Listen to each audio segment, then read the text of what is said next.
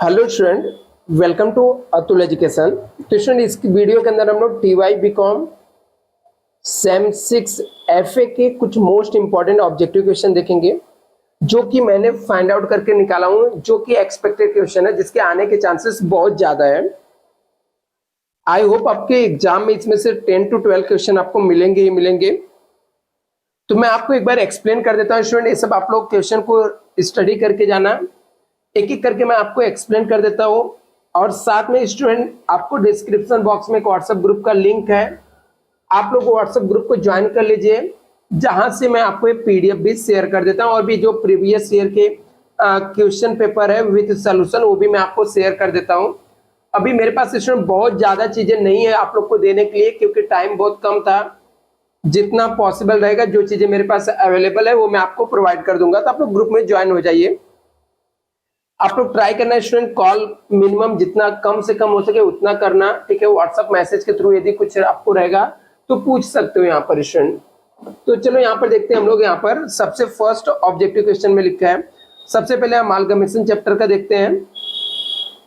Amalgamation of company the govern by AS 14। Amalgamation जो रहता है वो किसके अंदर आता है स्टूडेंट? AS 14 के अंदर आता है। आगे लिखा अप्रूवल बाई 90%, यहाँ पर ये आपका फिलअप करना है। Approval by the dash of the share holder necessary for treatment as a nature of merger. बोलता है नेचर ऑफ मर्जर के लिए कितने परसेंट शेयर होल्डर का अप्रूवल जरूरी है? तो इसका राइट ऑप्शन रहेगा स्टूडेंट 90% शेयर होल्डर के मर्जर जरूरी है, अप्रूवल जरूरी है।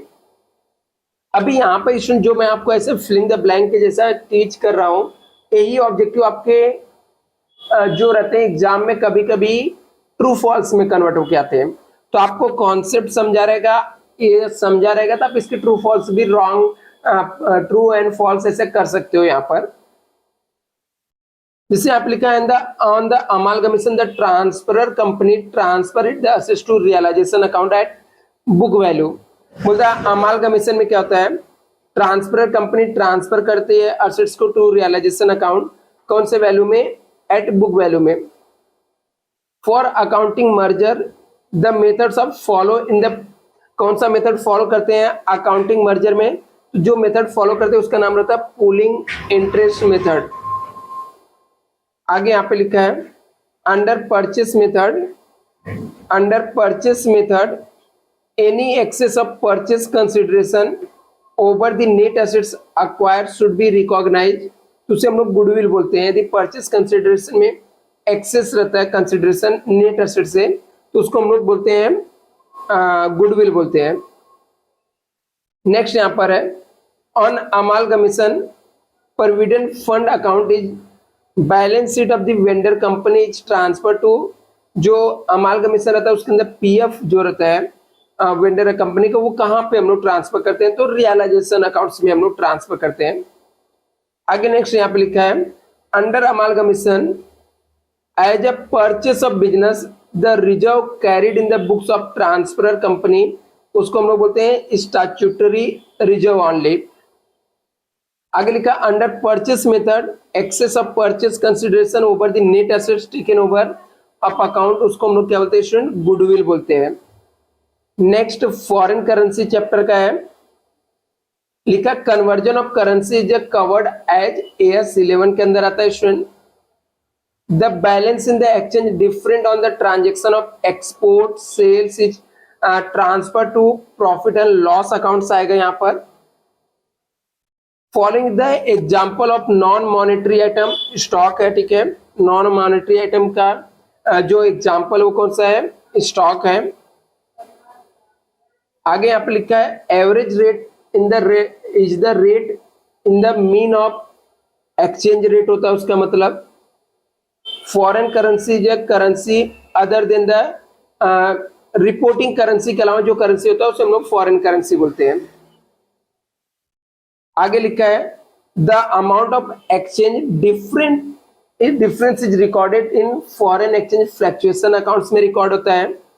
Next liquidation of company chapter के क्वेश्चन है, लिखा wind up by the NCLT is called compulsory wind up, उसको हम लोग बोलते हैं प्रेफरेंशियल क्रेडिटर क्या रहता है, टैक्स होता है, ड्यू टू गवर्नमेंट होता है, वेजेस एंड सैलरीज होता है। In the statement of affairs secured creditor are show, list B के अंदर शो होता है। Contribution is a share holders होते हैं यहाँ पर। Petition of wind up can be fill by contributory, ROC और कंपनी फाइल कर सकते हैं। Amount due to the employ out of PF is क्या होता है, प्रेफरेंशियल क्रेडिटर्स उसको बोलते हैं। Under writing of shares and debenture chapter से है। In case of shares commission can not be exceed 5% of issue price से ज्यादा नहीं होना चाहिए। In case of excess, in case of debenture commission can not be exceed 25% of issue price से ज्यादा। आगे यहाँ पे लिखा अनमार्क एप्लीकेशन। अनमार्क एप्लीकेशन को हम लोग क्या बोलते हैं, application bearing bearing no stamp of the underwriter.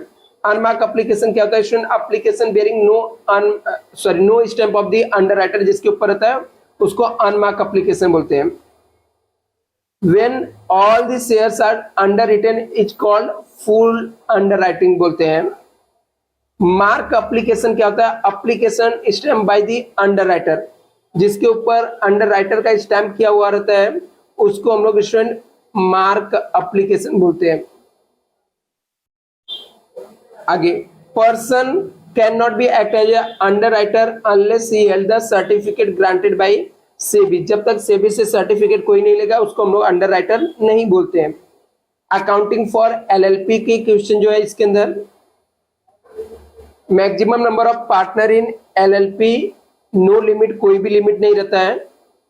Books of accounts of LLP are to be preserve for 8 years, preserve करके रखना होता है। LLP has a perpetual succession, मतलब लॉन्ग टर्म के लिए चलने वाला बिजनेस है। Right duties of partner are govern by LLP agreements के अंदर आता है। आगे यहाँ पे लिखा है student LLP the created by LLP act के अंडर में आता है।